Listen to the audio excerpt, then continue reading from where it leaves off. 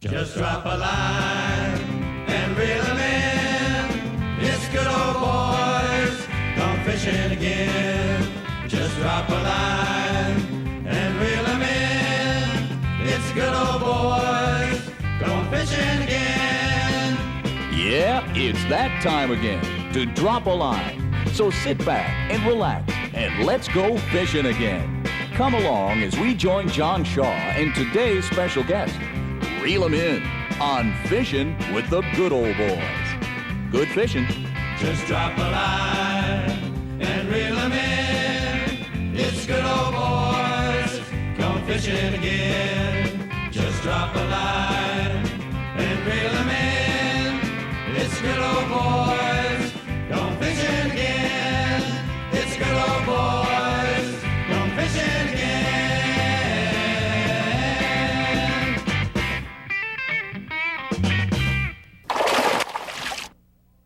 Good morning, folks. I'm John Shaw along with John Murray at San Carlos, and he's on them already. He's cranking them in here. Whoa, looks like a decent fish, John. Whoa, buddy. What you got there? Whoa, look at this action, folks. Giving it all to you, buddy. Whoa. Oh. After all that. You gave it all after all that. Don't go nowhere. I'm sure there'll be a lot more to come. What do you say, John? I'm looking forward to it. All right. What are we going to do today? Crank? A lot of deep cranking, maybe some Carolina rig fishing, and see if we can find these fish stacked up somewhere on one of these points. You got it. I see all the shad birds over there, the shad popping around. So stay put, folks. We'll be right back from San Carlos with Super Pro John Murray. Okay, we're back, folks. John told me to put on this spot here. So I listened to the master here, and he's right. Okay. Oh, man. You're right about that, John. Good call on that. Oh, must be a male. He's peeing all over the place. Post spawn. Post spawn fish, eh? Okay, let me unbuckle him here. Come on, baby. Let me try to get him out of here. Look at the stuff we're fishing in all over there. It's just great. There's one of these San Carlos bass. There's plenty of good ones in here. Nice little male. You put it back. I did just what John said. He said, switch up to that spot. That should work, and I sure did.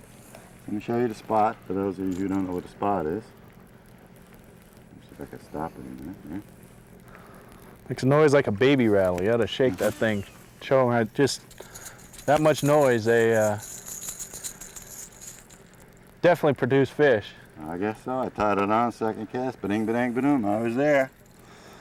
So that's a really great bait, this here spot. They always say, you know, why would a Cordell spot catch so many fish? The best explanation I heard is like someone going to your doorbell and sitting in your living room watching TV, and maybe your doorbell rings. You walk up to your door, open the door, and there's nothing there but a $100 bill. Oh, the $100 bill. So you pick up the $100 bill, you look around, there's no one there, you leave. Well, that's what they say a rattle trap's like, or a spot is. It makes all that noise, draws the bass's attention. They look up. The minute they see that bait looks just like a threadfin shad, they forget about the noise. They eat it. Just like that. There you go, Oh, another got one. off that one. Oh. They're real shallow right up They're there. real shallow, right. That might have been a bush, actually, but it felt good anyway. So there you go. You get that $100 bill every time. Best explanation I've heard why it works so love much. it. Hey folks, John Murray, if you read Bassmaster Magazine in the recent issue, I was just thumbing through it, and all of a sudden there's John Murray in there. That was a nice little deal you had in there, John. Yeah, they're looking more for some of the Western stuff since they're coming out here to do some Western tournaments. They want some of our Western baits like the Yamamoto jigs and the Western baits that, you know, were designed and made out here as opposed to a lot of the stuff that they use back there. Definitely, I heard they're coming. When are they coming out in '97 or something for their first? Fish. Sorry, John. We'll continue this conversation later. John Murray, folks. Oh, he's another good fish, buddy. Look at that. They're solid in San Carlos, that's for sure. Nice fish.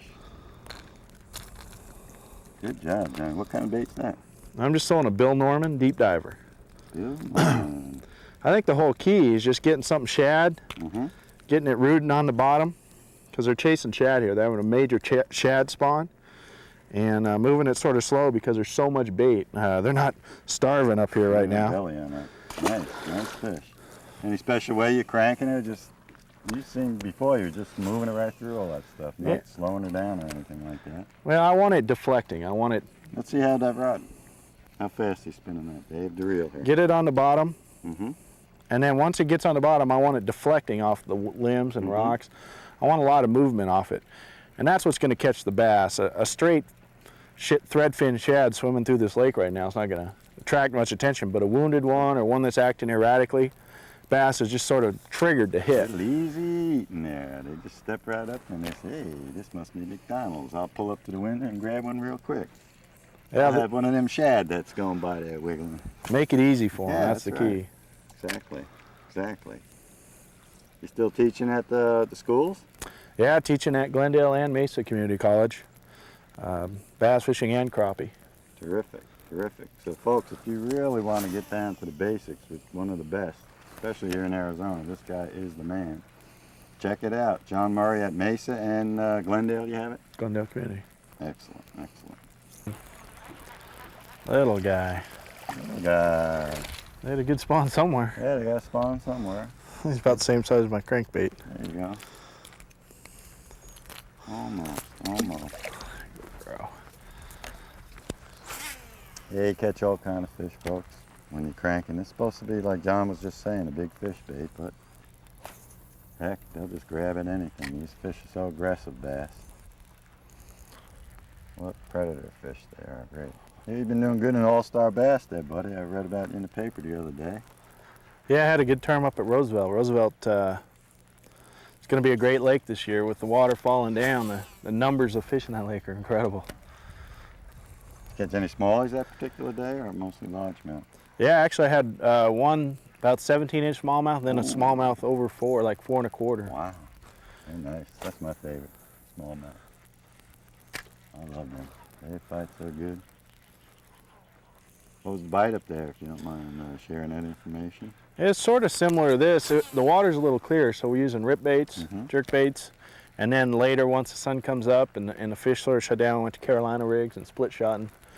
Still pretty shallow. Most of the fish are 5 or 10 feet deep. They're not real deep right yet. And the same with here. These fish have not moved out into deep water. Right here. Go get him, John.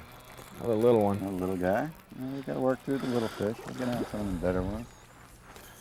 If you work, usually on a ridge like we're fishing here, you'll find one area on it that has the big fish, and the rest will be covered with little fish. But there'll be one little, maybe 20-yard stretch where the big ones will move up. And all hang together in the same class of fish, same year class. Yeah, usually it's just, for some reason, maybe bottom contour, maybe bottom composition. They big ones like one spot, and they'll be there every time you go there. They like to stay in that type of area. And the little boys don't venture anywhere near them. Little ones go everywhere else. They get the run of the rest of the lake. John Murray, he's on it again. Well, they hit it so shallow up there, but they're not getting. John's in the crouch position. He's crouching. It's got to be a decent fish. Hold on, let me get over here. He's not that big. Okay. He's got it in the side of his mouth. The way they're hitting it. Be careful, hey, bring him in. The way they're hitting it right on the real shallow water. It makes it hard for you to get a good hook into them. He's got a nice fish. He's a nice fish. Well, you had him pretty good though, that guy. You can see how it's going down, and they come down on top of it. And a lot of times you won't get a good hook with them that way. And that causes that fight so much, is that it's not directly in their mouth. They have a lot of leverage. What's causing that? You say the water dropping while they're doing that, or? No, it's just I'm catching them in such shallow water. Shallow water, okay, I see what you're saying, yeah. That they're, this thing's rooting right on the bottom, and those fish have to come down to get it, as opposed to come up behind it and get the whole bait in their mouth. Got it, got it. So you're just kind of steady retrieving, banging it off the bottom. What do they think that is, a crawdad? I know they're feeding on shad, but they think it's a shad? Well, they basically see something acting irregularly that's shaped like what they've been eating, shad. It's acting not right, which is going to trigger their instinct. But they prey on about anything that's wrong in a lake, Yeah, they know that. Yeah, I see what you mean. Yeah. That's why goldfish are so popular, because they're, they never see normally, other than this lake, goldfish swimming around. But that bright orange fish, they don't want it in their lake. I think they just eat it first thing. I've been noticing your rod here, how It's real limber rod. Is it the fiberglass or what is it? It looks almost like a glass rod, the way it's bending real nice like that. Now this is a real soft action Shimano rod. Actually, it's a medium light action, and it's got a parabolic bend that causes that overall bend. What was that word? Parabolic. Ooh, I like it. I like it. As opposed to a fast action where just the tip would go. Okay. And I'm using that just because the way the fish are getting hooked on the crankbait. I don't want to put a lot of pressure on them, and this soft action rod allows me to, you know, fight them without pulling the bait out of their mouth, actually. Come on, baby. Come to Johnny. Come to Johnny. That seems too big. Not real big. Crappie. Crappie. We told you this lake has crappie. It has largemouth. It's a great lake for all kinds of stuff. That's a nice little crappie. I just pulled it through the bush and he grabbed it. I can pin him on buttons here. I don't want to rip his lips apart here. Little paper mounts that they are. Come back around this way. Should unbutton easy. There you go.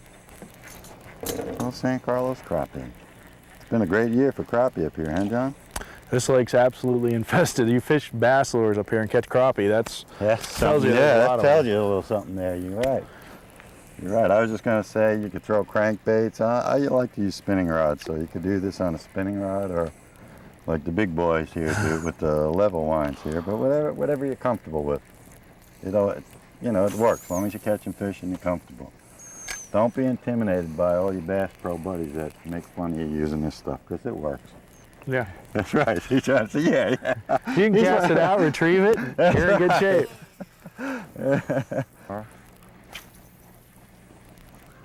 I'll tell you one thing, you can really cast these things way the heck out there. Use these little heavier baits like this. John, let me ask you, with that moon hanging out, you notice anything different when that's going on? Oh, I noticed I got a fish. There's a good one. Yeah, he feels pretty good. Here he comes. Oh, he's trying to get up. He's trying to get up. But I won't let him.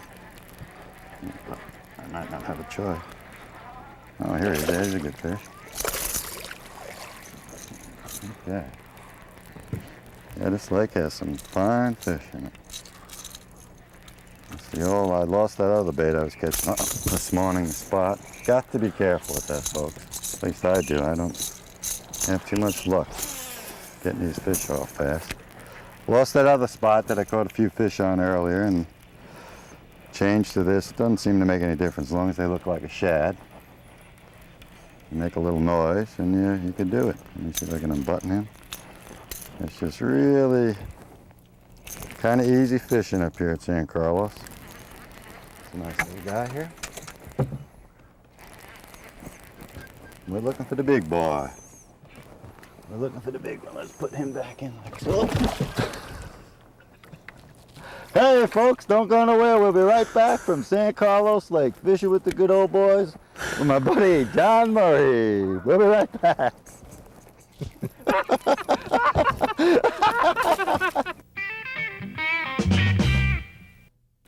Okay, here we go. This here spot's working pretty darn good. I'm glad Murray told me to use it. Come on, get in here. They're coming in pretty fast. Crappie. Oh, another crappie. No wonder you Pretty didn't good sized crappie too. Yeah. I'm on a crappie bite here, folks. They said this here crappie bite was great at San Carlos, and I guess so. I'm catching with these pretty big sized crankbaits here. Not the big crankbaits, but something that they obviously like. That's a nice, healthy crappie too. I think a lot of the swirls we're seeing out there, we're thinking are bass or crappie because you throw right into them and don't catch them. And all of a sudden they catch them. Yeah, I want to be careful with his lip. I don't want to hurt his lip too much. Yeah, look at all that stuff out there. It's unbelievable.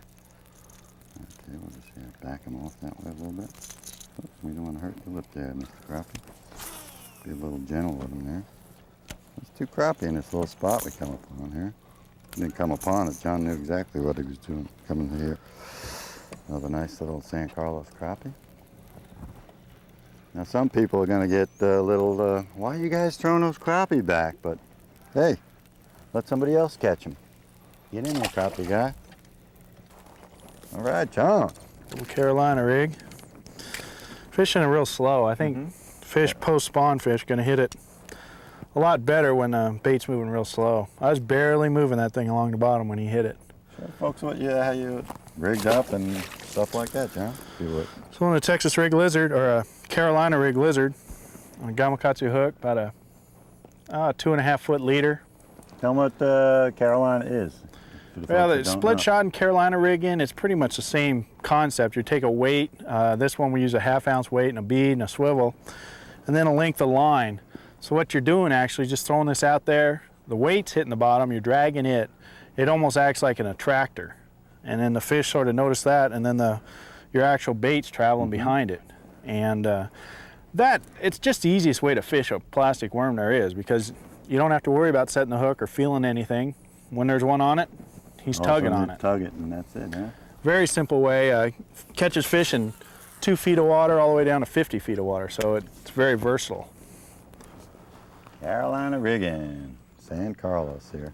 Long cast, very, very slow retrieves, what I like. Actually, it kind of looked like you were letting the boat move the bait. A lot of times I just let the trolling motor drift it, and that was just a bare, perceptible hit. I mean, he could have been a twig, but he just held on and held on.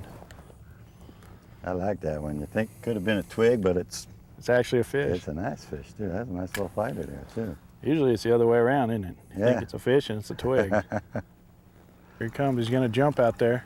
He's coming up. He's coming up. Coming up. Come on. Oh, he's in some stuff. Yeah, maybe he ain't that good. He was stuck in something. He felt pretty good, though. It's a decent fish. Come on. Come on. Oh, baby. Oh, he blew my weenie right out there. Caught him on a good old grub. Nice, nice, nice, nice. Horseshoe. Real slow? Yeah, real slow. He just whacked it real good, like you said. Throw it out there. You said we drove around in a circle a few times. John's looking on his electronics. And tell him what you were doing, John, to find a spot here, if you would. Well, this is actually a big old rocky mound. It's just big boulders all piled up. Comes up to about 10 feet of water, and all the way around it's all deep. We've got hung up quite a bit because the weights lodge in those rocks real easy, but it's a great spot for bass. As calm as it is, I think those bass have sort of dropped down and not really actively feeding. Maybe if we get a little wind or something, they'll start biting a little better, but again, they're just a slow bite and just dragging it slow. I missed a couple, and they're here. On that one. We just got to work them out. It's going to take a little bit of patience here to catch them. Well, let me show you what I caught that one on. The good old weenie grub. Salt and pepper with the chartreuse tail. Check it out, pretty good stuff. I'm just split shotting about 18 inches up the line and just doing like John was saying, throwing up on that hump there, and he grabbed onto it. So let's see if we get some more. Very super slow today. You wouldn't think that in May, John. You know, you would think the fish would be really super aggressive and on the thing. Well, the problem is we're post-spawn, and the minute you get post-spawn, the fish are really trying to recover from the spawning, and sometimes that's the key. People get in good areas and they just work their baits too fast. Post-spawn's famous for super slow retrieves, light baits. Once about Memorial Day, 1st of June, then it starts picking up. Then they start feeding them. Then you can start moving it a little quicker. Oh, and there's a same deal as we caught that last one on. Come on. Oh, he's a runner. That one, look at him go. Oh, he's a hot little guy, John. Fighting good. Oh, another weenie. Yeah, I keep losing that weenie there. Oh, easy does it, fella. Easy does it. There we go. Same deal. He got a mark on. What's that mark from on the side, you figure, John? Well, just from spawning, beating themselves up on the rocks and trees and everything else. Boy, Where it comes from. they work themselves over pretty good. Well, we'll put him right back in. We'll just put him in gently there. He's been working hard to spawn here. I don't want to fall in like I did before, but I'll just... Got one, huh, Johnny? Whoa, Yeah, he hit it baby. right at the boat. I can't get him up. He might be foul hooked or something. Whoa, baby, give it to him, Fishy. He's giving you a bad time. He's Yeah, hooked decent, right in baby. the top of the head. Oh, decent. Oh, you switched on me, buddy. Here I'm still dragging this here bottom bait, and you're on that road there. Yeah, the wind quality. came up and they started coming up. Quality fish. Quality fish. They're right on that little submerged ledge here. I got to try to stay off it. Show us how you fish that bait. Just making a long cast. reeling it down maybe 2-3 feet, and then just alternating, giving it, I usually give it 1-2s and pauses. The last fish hit it right on the pause. And then when you went to reel the next time, he was already He was there. And you do tend to hook a lot of them and lose a lot of them because a lot of times they're just slapping at it. So basically, you have a good rhythm going like that, and just jerk it, and when you twitch it, and they just react to it. He was really pulling that rod under there. Like you said, same rod that you're using before, that sort of wimpy. Real soft action rod. Same thing, treble hooks. And I always sort of stop it right at the end of the cast. A lot of times, especially if you're fishing smallmouth, so follow it right up to the boat. Right to the boat. Let it pause right at the boat because they'll just follow it. There's one. Oh, there you go, Johnny Murray. Little one. That's all right. Sorry, Little one. Showing the people how it's done. Here he comes, little guy, coming up. There's a bunch of these in this lake right now. But you notice, I mean, a fish that small eating a bait that big, we're not. That's incredible. They're not worried about size. That shows you how aggressive bass are. Show them that bait up close, what it looks like, in case folks don't know what a rattling rogue is. Dives down about 2 or 3 feet. That's the one with the little bigger lip on it, eh? Yeah, it's the bigger version. I like the bigger one just for casting distance. And like you just saw, the fish don't care. Well, they just grab it. There's another one. Another one. All right, whoa! Came off. All right, on the rogue, huh? Good one, John, good one. Windy part of the day here. Nice job, man. Same deal, huh? Zero, that's what he's right on the point there. Deep throat there? No. Good fish, good fish. See if we can get some more. Good job, John. Good whack. Good.